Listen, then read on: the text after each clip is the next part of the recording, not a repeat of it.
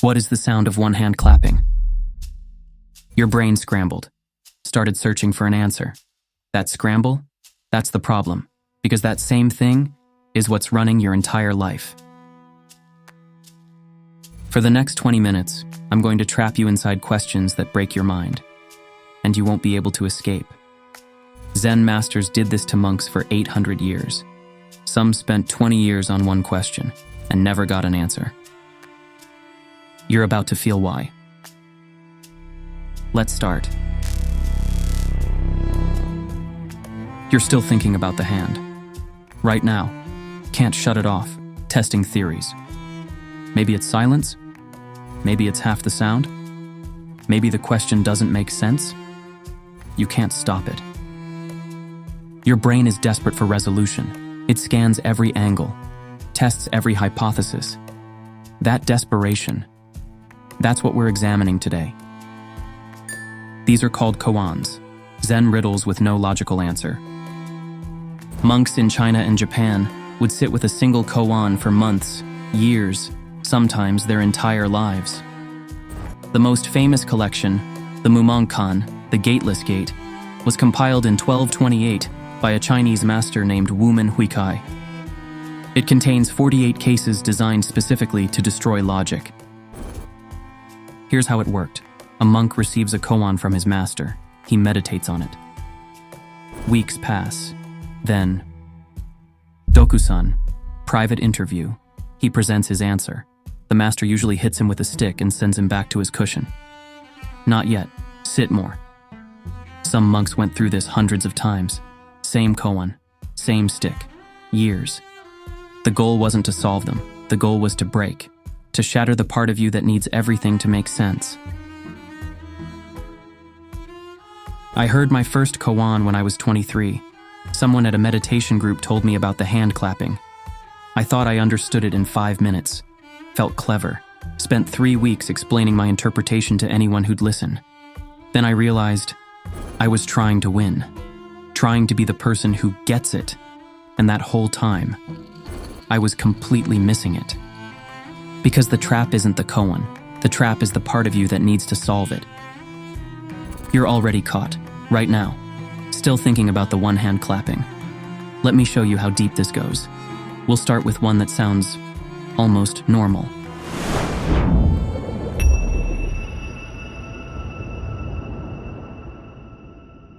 A monk asks the ultimate question, and the master gives the most boring answer you've ever heard. Around 800 years ago, this conversation happened. A monk approaches Master Zhaozhou, one of the most respected Zen teachers in China. The monk bows, asks the question that brought him to the monastery. What is the path to enlightenment? Zhaozhou asks, have you eaten your breakfast? The monk says, yes. Zhaozhou says, wash your bowl. And the monk was enlightened. Your brain started working immediately, didn't it? Metaphor hunting. Bowl equals mind, eating equals receiving teachings, washing equals purification. Feel that scramble? You're scanning for hidden meaning, symbolic interpretation, secret teaching. Because a master wouldn't give such a simple answer, right? There it is. He meant, you ate breakfast. Now clean your dish. That's it. That's the whole thing.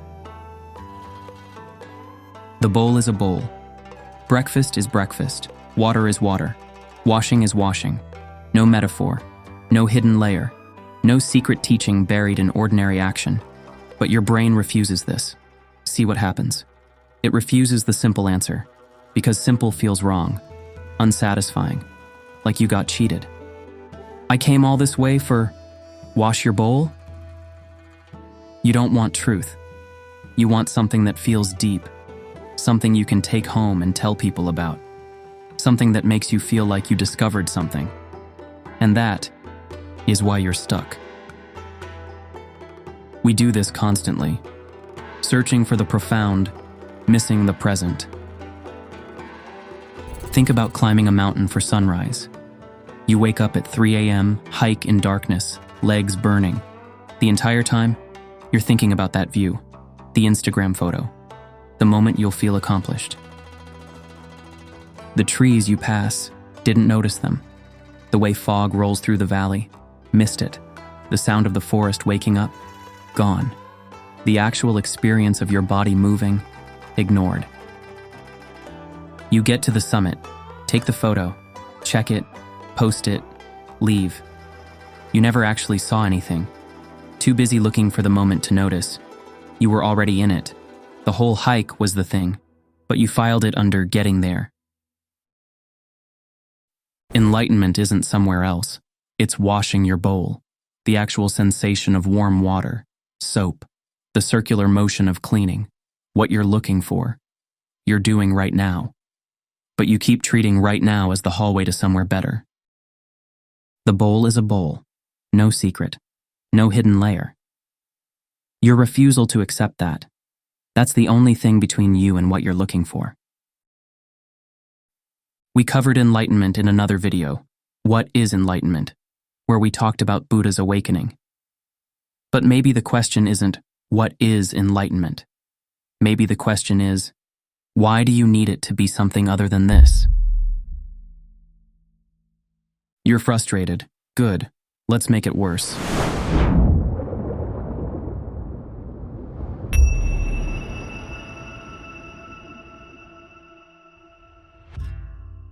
Three monks, one flag. They're about to prove something terrifying. You can't think your way out of thinking. This one comes from the sixth patriarch, Huineng, the same monk from our When Buddhism Met Taoism video, the guy who split Zen into sudden versus gradual enlightenment. Two monks are standing in the courtyard watching a flag blow in the wind. First monk says, "The flag is moving." Second monk says, "No, the wind is moving." They start arguing, back and forth. "It's the flag." "No, it's the wind causing the flag." Huineng walks up. He says, "Neither the flag nor the wind is moving. Your minds are moving." Who's right? Your brain picked one already. Maybe you thought, the first monk is naive, too literal. Or, the second monk is closer. He sees cause and effect. Or, oh, the third monk is wise. He sees beyond the physical. None of those work. The third monk just created a new split, physical versus mental, objective versus subjective. He didn't solve the problem. He relocated it. Try this right now. All three are moving. Flag moves. Wind moves. Mind moves. Boom. Feels solid, right? Watch what just happened. You didn't escape the trap. You just made a better version of it. That answer you found, that's the new cage. Try again. The answer is there's no right answer. See it? Now that became your answer. The lesson is that there's no lesson becomes your lesson. Every escape creates a new cage.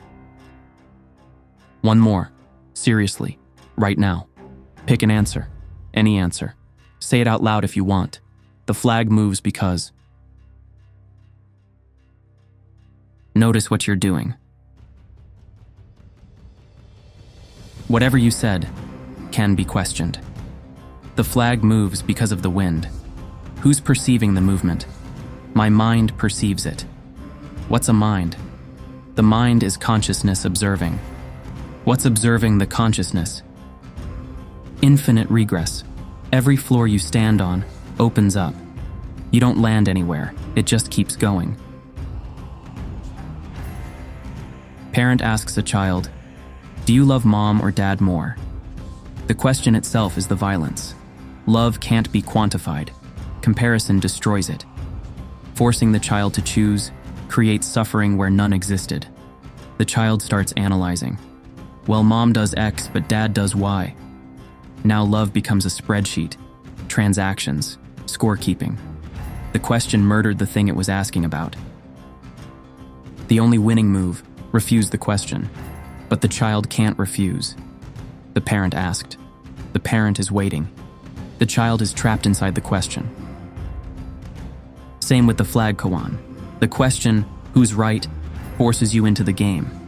And once you're in the game, every move is wrong, because the game itself is the problem. Logic is the cage. You can't use logic to escape logic. You can't think your way out of thinking. The tool is the problem, and you have no other tools. 3 koans down, you think you see the pattern. This one goes deeper.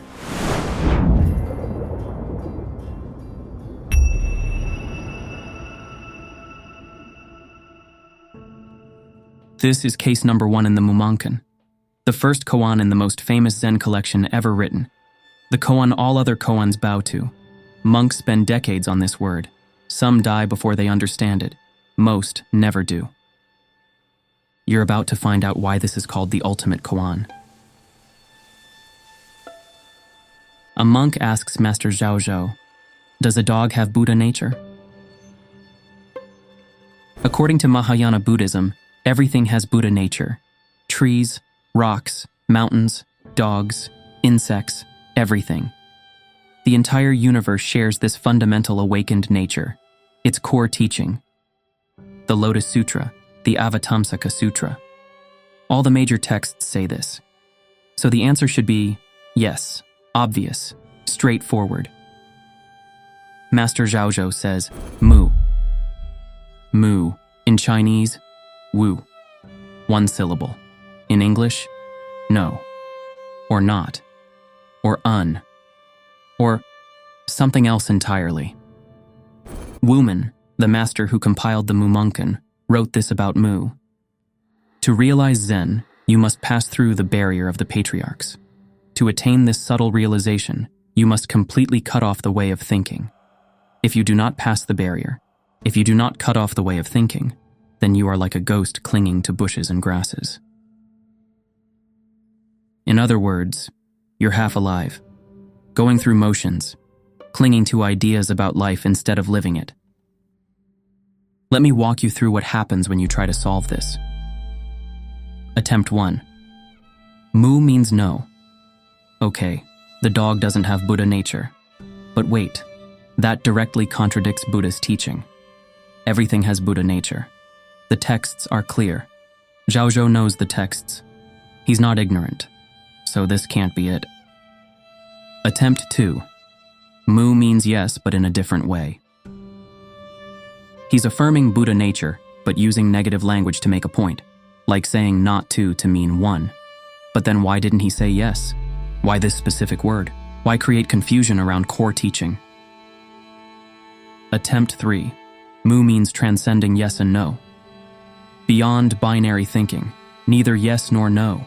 You've moved beyond dualism. But look, that's still an answer. You labeled it differently. Transcendence is now your solution. You can explain it, package it, teach it, which means you're still in the conceptual realm. Attempt 4. Mu points to emptiness beyond concepts. Shunyata, the void. We did a whole video on emptiness, Buddha's emptiness explained. Mu must be pointing to that. But now you've made beyond concepts into a concept. You're describing the indescribable, talking about what can't be talked about, using words to point past words, which means you're still using words. Attempt 5. I should stop trying to figure it out. Letting go, accepting mystery. See it? You're trying to try not to try. The answer is to stop seeking answers becomes the answer you're seeking. You're still playing the game, trying to win by not trying to win. Attempt 6. Mu is experiential, not intellectual. Can't be understood through thinking, must be felt. Okay. So now, direct experience is your answer. You can explain this to someone. You have to experience it. That's a teachable position, which means it's still conceptual. You're completely trapped. Every exit becomes the next entrance. Every insight you have creates a new cage. You're still trying to win.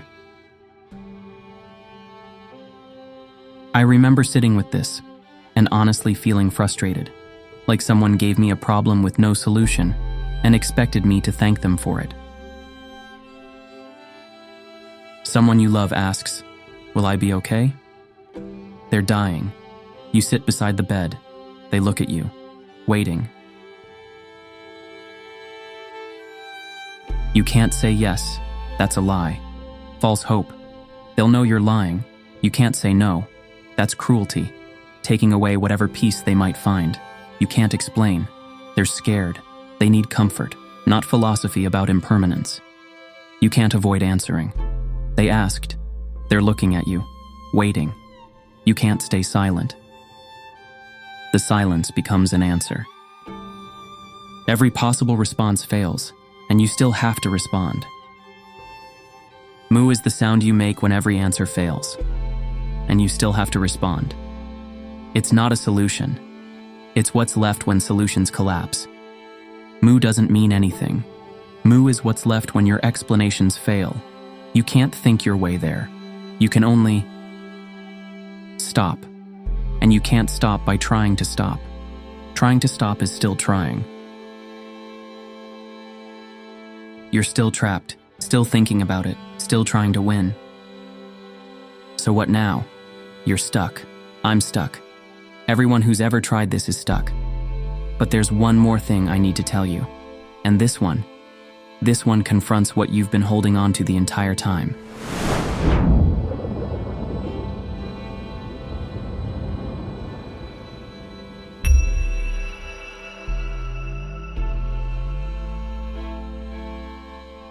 You've been sitting here for almost 20 minutes, listening, learning, trying to understand koans. Maybe you think you're getting somewhere. Maybe you're starting to get it. This next teaching destroys that. Linji Yixuan, 9th century China, founder of Rinzai Zen, known for shouting at students and hitting them with sticks, said, "If you meet the Buddha on the road, kill him." Wait, what? Kill the Buddha? The enlightened one? The teacher? The whole point of Buddhism? Your brain scrambles for interpretation. Oh, it's metaphorical. Kill your attachment to Buddha.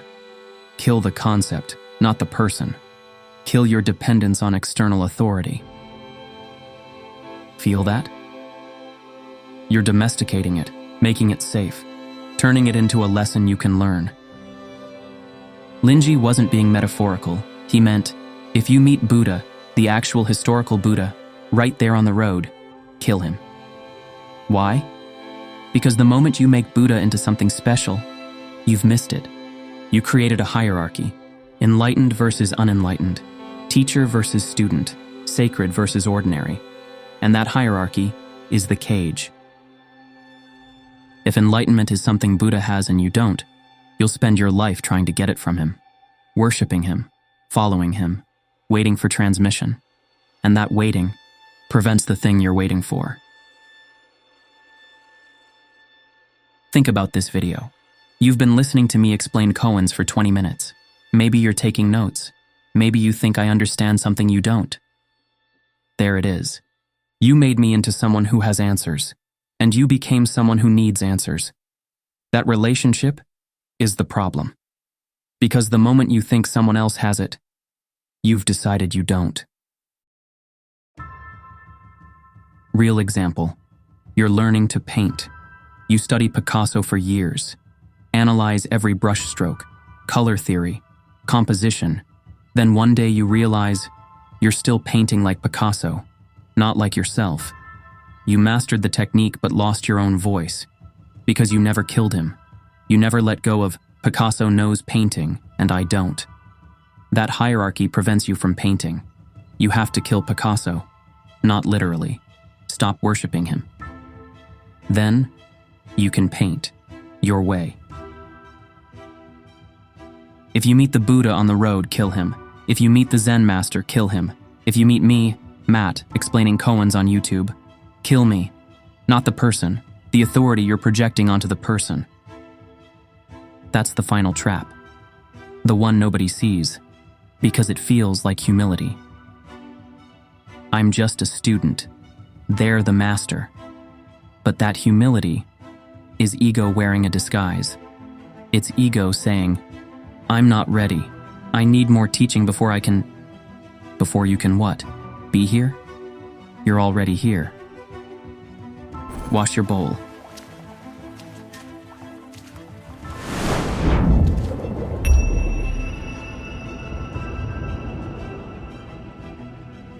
I spent more than 20 minutes explaining koans to you, which completely defeats the purpose.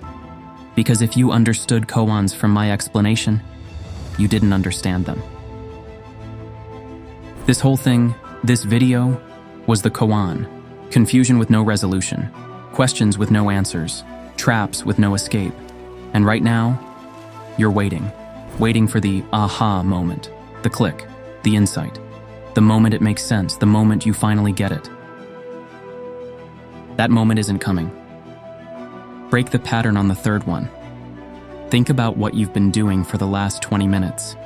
You've been watching me explain why explanations don't work, listening to me describe why listening isn't enough, and the whole time, trying to understand something that can't be understood, and you're still in it, still waiting for me to give you the key, still thinking, okay, but what do I do with this? That hand from the beginning, the one hand clapping, you're still trying to hear it, still searching for the sound. You can close this video now, find another one, something that explains things clearly, something that gives you answers, something that makes you feel like you learned something. Or you can sit here for 10 seconds and feel what it's like when there's no answer coming, no resolution, no click, no aha, nothing. Most people run from this. The mind hates uncertainty, hates incompleteness, hates not knowing. But if you stay, if you sit with this, the flag is still moving, or the wind, or your mind. You still don't know which one. Mu is still mu. You still don't understand it. And Buddha is still standing on the road in front of you, waiting. And if part of you thinks, I get it now.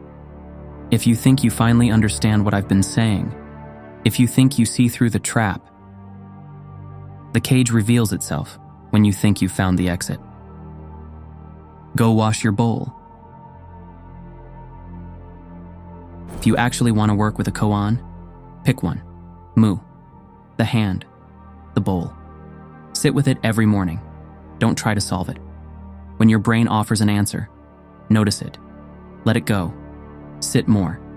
That's the practice.